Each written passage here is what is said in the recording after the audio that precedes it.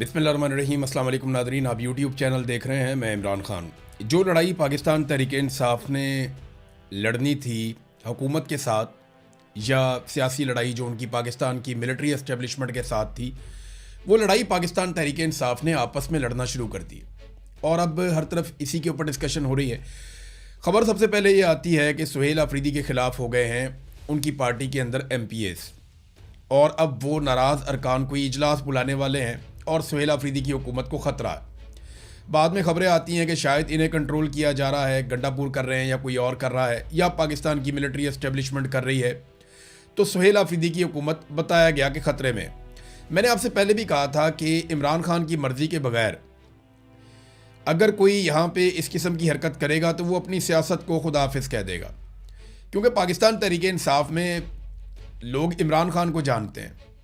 ये सारे लोग खंभों की तरह हैं जिन्हें इमरान खान ने टिकट दिया और ये इलेक्शन जीत कर आ गए।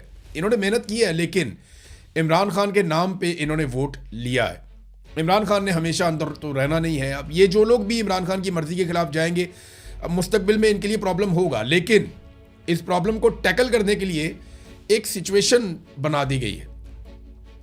तो इस वक्त चंद चीज़ें ऐसी हैं जिन पे अपोजिशन की बहुत सख्त ज़रूरत है पाकिस्तानी कौम को, और पाकिस्तानी कौम देख रही है अपोजिशन की तरफ कि इन मामलात के ऊपर अपोजिशन आए और अपना रोल प्ले करे और आवाम को बचाए हुक्मरानों के हथकंडों से। मिसाल के तौर पे जो चीज़ें अहम हैं जिसमें इस वक्त इक़्तिदार में बैठे हुए टोले से मुकाबला करना था, ये आपस में एक दूसरे से मुकाबला कर रहे हैं, और वो भी इक़्तिदार के लिए कर रहे हैं, इख्तियारात के लिए कर रहे हैं।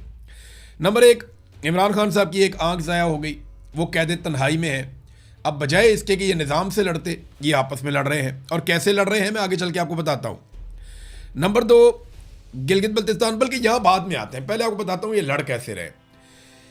सुहेल अफरीदी ने फिर इजलास बुलाया नाराज़ अराकीन का, और उसके अंदर ये दावा किया गया कि हम सबको बुला रहे हैं और कोई भी नाराज़ नहीं रहेगा और सब हमारे साथ खड़े होंगे।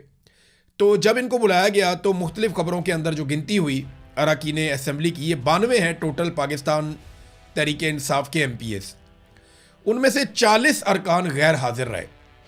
दावा यह किया गया था कि 27 नाराज अरकान हैं, लेकिन अब यहां पे जो बात समझ आ रही है वो ये है कि 40 अरकान गैर हाजिर रहे, तो 27 के अलावा 13 मजीद ऐसे हैं जो सुहेल अफरीदी के लिए नहीं आए। अब खैबर पख्तूनख्वा की हुक्मरान जमात पाकिस्तान तहरीक इंसाफ ने अपनी पावर शो करने की कोशिश की, लेकिन वो कर नहीं पाए। सुहेल अफरीदी ने कहा कि हमारे मुखालिफिन के मुंह पे थप्पड़ पड़ा है, क्योंकि सारे आ गए हैं, लोग इकट्ठे हो गए हैं। लेकिन बाद में जब मीडिया ने गिना तो वो बंदे कम थे, 40 के करीब लोग कम थे, और कुछ अरकान ने इन्होंने दावा किया कि 72 आए हैं, लेकिन मीडिया कह रहा है जी कि 52 आए हैं, और 40 कम है, वो कह रहे हैं जी 20 कम है। अब जितने भी कम हैं वो कम तो है ना, जब सुहेल अफरीदी को वोट पड़ा था तो सारों ने डाला था। अब सुहेल अफरीदी की ये हालत क्यों हुई इसके ऊपर हम बात करते हैं, लेकिन पहले गंडापुर के साथ उनकी एक झड़प हो गई। ये झड़प भी सुनना बहुत ज़रूरी है आपके लिए।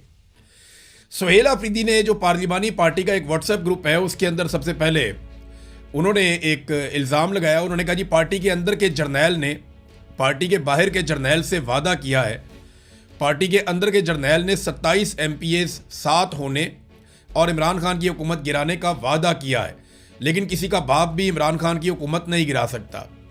सुहेल अफरीदी का पार्लिमानी पार्टी के व्हाट्सएप ग्रुप में पैगाम।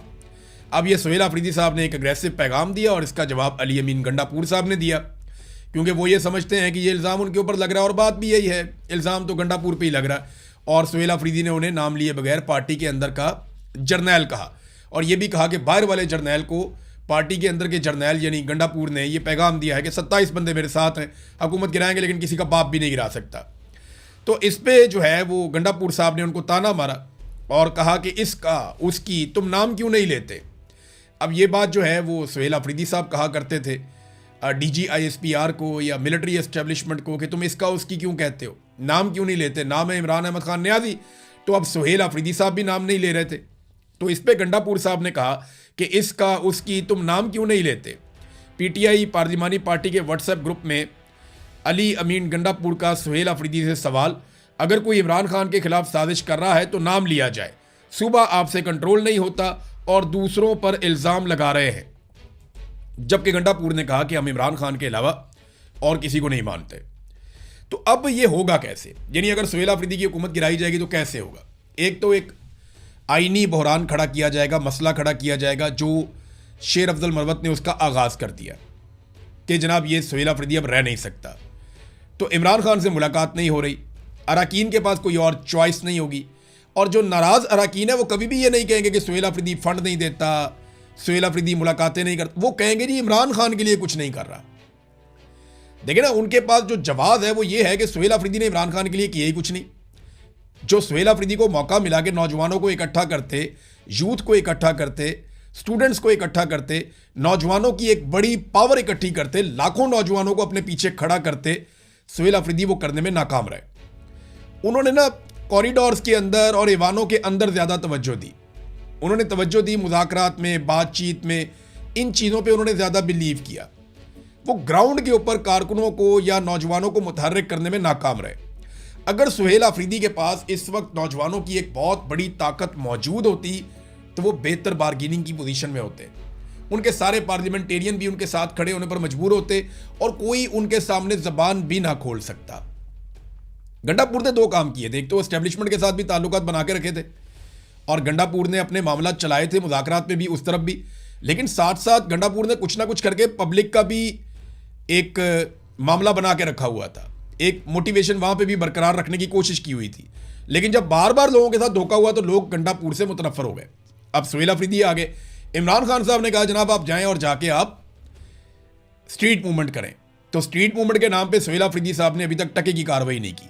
ये सिर्फ घूमते हैं और जहां जाते हैं इमरान खान का झंडा उठा के या उसकी तस्वीर उठा के लोग निकल आते हैं। लोग इमरान खान से प्यार करते हैं, लेकिन जिसको एक्चुअली स्ट्रीट मूवमेंट कहते हैं उसका सिर्फ ऐलान हुआ है। जो लड़ाई पाकिस्तान तहरीक इंसाफ ने लड़नी थी हुकूमत के साथ, या सियासी लड़ाई जो उनकी पाकिस्तान की मिलिट्री एस्टेब्लिशमेंट के साथ थी, वो लड़ाई पाकिस्तान तहरीक इंसाफ ने आपस में लड़ना शुरू कर दी और अब हर तरफ इसी के ऊपर डिस्कशन हो रही है। खबर सबसे पहले ये आती है कि सुहेल आफरीदी के ख़िलाफ़ हो गए हैं उनकी पार्टी के अंदर MPs, और अब वो नाराज़ अरकान को इजलास बुलाने वाले हैं और सुहेल आफरीदी की हुकूमत को ख़तरा है। बाद में खबरें आती हैं कि शायद इन्हें कंट्रोल किया जा रहा है, गंडापुर कर रहे हैं या कोई और कर रहा है या पाकिस्तान की मिलिट्री एस्टेब्लिशमेंट कर रही है। तो सुहेल आफरीदी की हुकूमत बताया गया कि ख़तरे में।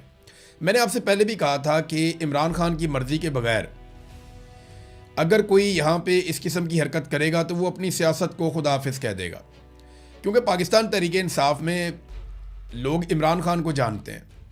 ये सारे लोग खंभों की तरह हैं जिन्हें इमरान खान ने टिकट दिया और ये इलेक्शन जीत कर आ गए। इन्होंने मेहनत की है, लेकिन इमरान खान के नाम पे इन्होंने वोट लिया है। इमरान खान ने हमेशा अंदर तो रहना नहीं है। अब ये जो लोग भी इमरान खान की मर्ज़ी के ख़िलाफ़ जाएंगे, अब मुस्तकबिल में इनके लिए प्रॉब्लम होगा, लेकिन इस प्रॉब्लम को टैकल करने के लिए एक सिचुएशन बना दी गई है।